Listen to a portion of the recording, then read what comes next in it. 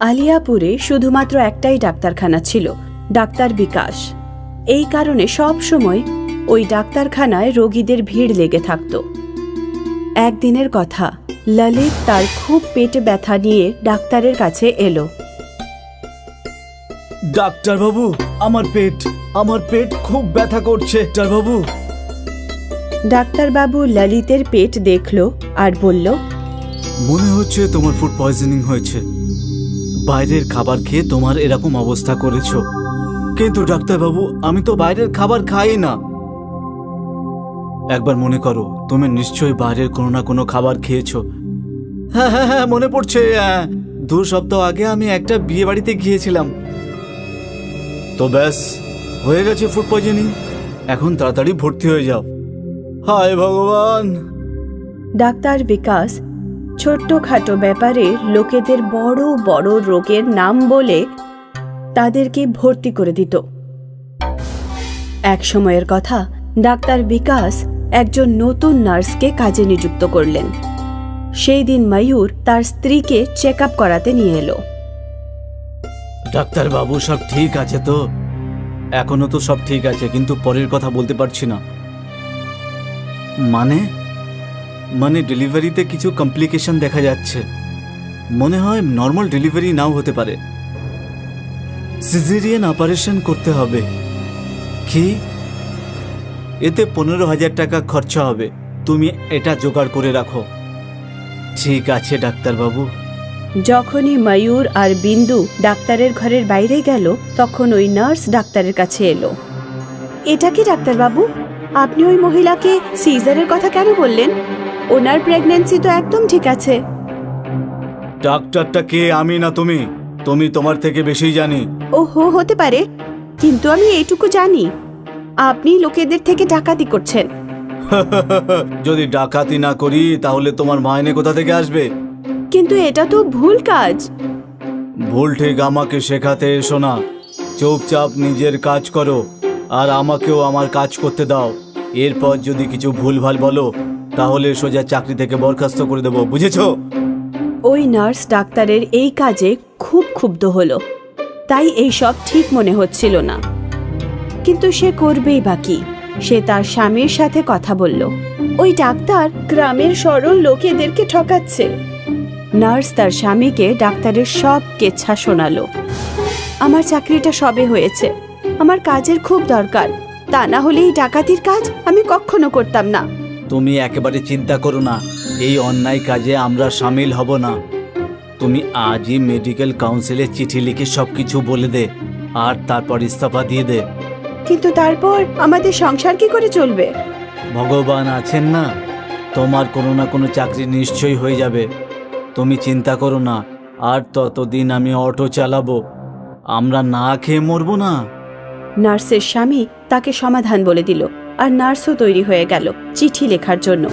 Nurse medical কাউন্সিলকে চিঠি লিখে সব কিছু বলে দিল, যে কিভাবে ডাক্তার সরল গ্রামবাসীদেরকে ঠকাচ্ছে আর ছোট ছোট রোগের বড় বড় নাম বলে টাকা নিচ্ছে। পরের দিন যখন নার্স তার কাজে পৌঁছলো, তখন সবকিছু আগের মতোই ছিল। কিন্তু হঠাৎ একজন লোক তার স্ত্রীকে নিয়ে ওখানে এলো। আমার ওয়াইফের পেটে খুব ব্যথা করছে। ডাক্তার ওই মহিলাকে চেক করলো। ওনার ফুড পয়জনিং হয়ে গেছে, ওনাকে তাড়াতাড়ি ভর্তি করতে হবে। আপনি কি করে জানলেন ওনার ফুড পয়জনিং হয়েছে? কারণ আমি একজন ডাক্তার। আপনি ডাক্তার তো ভগবান নন। আপনি না এনে স্টমাকের কোনো স্যাম্পল নিয়েছেন আর না কোনো টেস্ট করেছেন, কি করে বললেন যে ওনার ফুড পয়জনিং হয়ে গেছে? অনুমান বলে একটা জিনিস আছে, ডাক্তারের রোগের ব্যাপারে অনুমান আছে। কিন্তু আজ আমি আপনাকে একটা নতুন অনুভব দেব। তারপর মহিলা একদম ঠিকঠাকভাবে দাঁড়িয়ে পড়ল। লোকটি তার আইডি কার্ড দেখালো। আমি মেডিকেল কাউন্সিল অফ ইন্ডিয়া থেকে এসেছি। আমাদের কাছে আপনার নামে কমপ্লেন এসেছে, তাই জন্যই আজ আমি এখানে আপনাকে হাতে নাতে ধরতে এসেছি, আর আপনিও ধরা পড়ে গেছেন। কে? তখনই পুলিশ ভেতরে এলো এবং ডাক্তারকে হাত কড়া পরালো। আপনার মেডিকেল লাইসেন্স ক্যান্সেল করা হচ্ছে, আর রোগীদের থেকে ঠকিয়ে টাকা নেওয়ার জন্য আপনার জেল হবে। ডাক্তারকে পুলিশ ধরে নিয়ে গেল আর তারপর ওই মেডিকেল অফিসার জিজ্ঞেস করলো। এখানে নার্স রেনুকে। নার্স সামনে এলো। থ্যাংক ইউ, আপনি খুব ভালো কাজ করেছেন। এই ধরনের কিছু লোভী ডাক্তারের জন্যে মেডিকেল প্রফেশনের বদনাম হয়, কিন্তু নার্স আপনি এই ডাক্তারের আসল রূপ সবার সামনে নিয়ে এসে বুঝিয়ে দিলেন যে মেডিকেল প্রফেশন একটা নোবেল প্রফেশন। Thank you. আপনাকে হেড নার্সের পদে বহাল করা হলো, আর খুব তাড়াতাড়ি এই ডাক্তারখানায় একজন নতুন ডাক্তার আসবেন। থ্যাংক ইউ নার্স রেনু। যদি নার্স রেনু ডাক্তারের ধমকে ভয় পেয়ে যেত তাহলে সে না চাইলেও ভুল কাজ করতে হতো, কিন্তু নার্স রেনু সঠিক রাস্তাটাই বেছে নিল, আর বোধহয় এই কারণেই সে ভালোর থেকেও ভালো ফল পেল। নানকপুর গ্রামে করিশ্মা আর আরব ওদের বাবার সাথে বাস করত। ওদের বাবা টিবি রোগের পেশেন্ট ছিলেন, সারাদিন বিছানায় শুয়ে থাকতেন। করিশ্মাদের দোতলা বাড়ি ছিল, নিচের ফ্লোরে ওরা থাকতো আর ওপরে থাকতো ভাড়াটেরা। ওদের বাড়িতে ইনকাম করার কেউ ছিল না, সেই জন্য ভাড়ার টাকা দিয়ে ওদের সংসার চলত।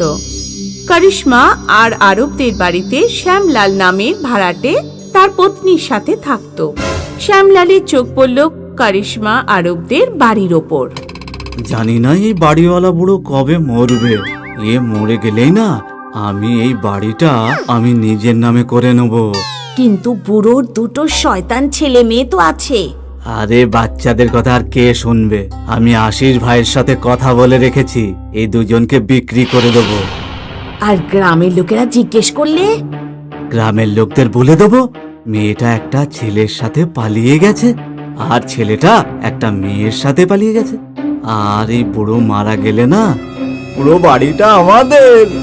গ্রামে এক ধনী পরিবার বাস করত, যাদের পরিবারের লোকেদের বিদেশে যাওয়া আসা ছিল।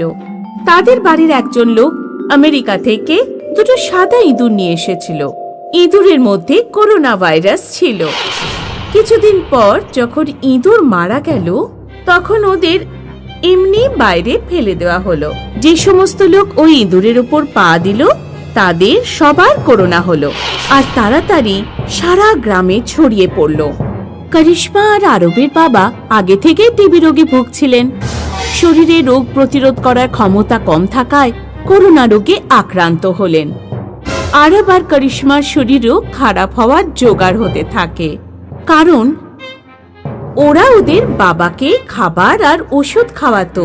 আরব বাবার জন্য একজন ডাক্তারকে ডেকে আনলো। তোমার বাবাকে খাবার আর ওষুধ খাওয়ানোর পর তোমরা দুজনেই হাত স্যানিটাইজার দিয়ে ধোবে, না হলে রোগ আক্রান্ত হতে পারো। বুঝতে পেরেছো? আরব তাড়াতাড়ি স্যানিটাইজার কিনতে মেডিকেল শপে যায়। ভাড়াটে রামলাল ডাক্তারের সব কথা শুনে নেয়। এবার আমাদের শুধু এটাই করতে হবে, প্রতিদিন ওদের বাড়ি থেকে না স্যানিটাইজার চুরি করতে হবে, তারপর এই দুই ছেলে মেয়ে সংক্রমিত হয়ে যাবে। শ্যামলাল প্রত্যেক দিন রাতে চুপচাপ নিচে যেত। করিশ্মা আর আরবের স্যানিটাইজার চুরি করে নিয়ে আসতো। পরের দিন আরব দেখলো ঘরে স্যানিটাইজার নেই। করিশ্মা, তুই স্যানিটাইজারের বোতলটা দেখেছিস? কোথাও দেখতে পাচ্ছি না আমি। পাওয়া যাচ্ছে না তো, অন্য আরেকটা স্যানিটাইজার নিয়ে আয়। আরব মেডিকেল শপে গিয়ে আরেকটা স্যানিটাইজার কিনে নিয়ে এলো, কিন্তু পরের দিন স্যানিটাইজার আবার হারিয়ে গেল। এইভাবে 3-4 দিন হতে লাগলো।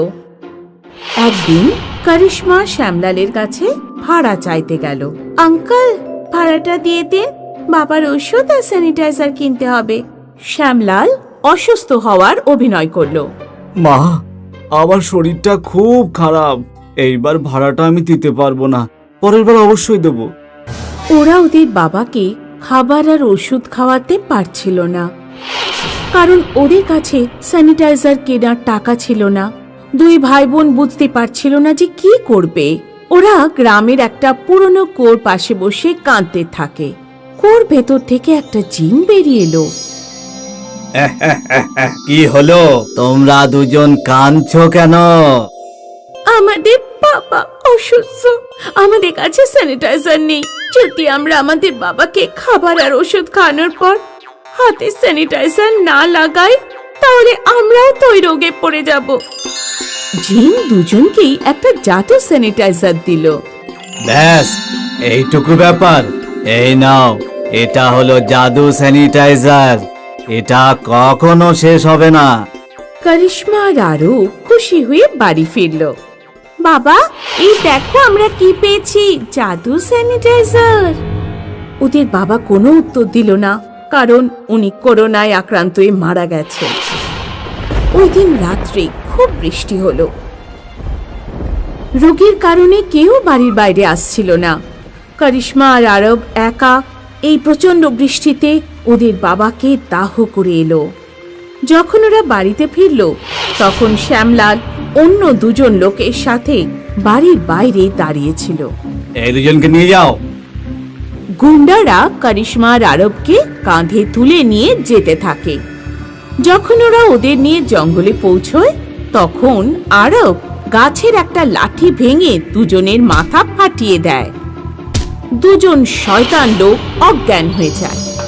করিশ্মা আর আরব জঙ্গল থেকে বেরিয়ে আসে, আর আস্তে আস্তে ক্রমশ সকাল হয়ে যায়। জাদু স্যানিটাইজার এখন আরবের পকেটেই ছিল। এবার আমরা আর বাড়িতেও ফিরতে পারবো না। শ্যামলাল আমাদেরকে মেরে ফেলবে। আমার কাছে একটা আইডিয়া আছে জানো। রোগ ছড়িয়ে পড়ার কারণে স্যানিটাইজারের এখন খুব ডিমান্ড, আর আমাদের কাছে এমন স্যানিটাইজার আছে যেটা কখনোই শেষ হবে না। আর আমরা এই জাদুই স্যানিটাইজার বোতল থেকে ছোট ছোট বোতলের মধ্যে আমরা ঢেলে তারপর আমরা সস্তা দামে বিক্রি করব। খুব ভালো আইডিয়া। আরব আর করিশ্মা প্রতিবেশী গ্রামে পৌঁছে গেল। স্যানিটাইজার বিক্রি করা শুরু করে দেয়। রোগ সংক্রমণের কারণে স্যানিটাইজারের ডিমান্ড খুব বেশি ছিল। গ্রামের লোক আরব আর করিশ্মা স্যানিটাইজার কিনতে থাকে। কিছুদিনের মধ্যে তাদের কাছে অনেক টাকা চলে এলো। ওরা ওদের জন্য একটা ছোট বাড়ি কিনলো। তারপর ওরা দুজন 5 বছর ধরে টাকা ইনকাম করলো, আর এখন ওরা আর ছোট নেই, বড় হয়েছে। করোনা মহামারীও শেষ হয়ে গেছে।